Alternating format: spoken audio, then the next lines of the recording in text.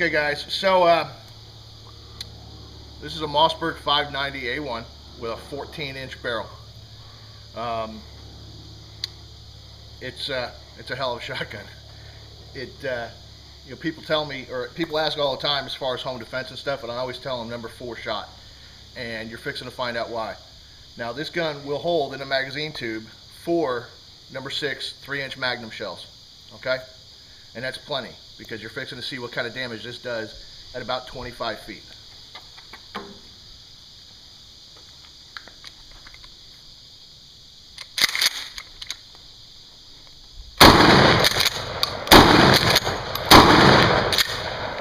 Let's come down here and look at it.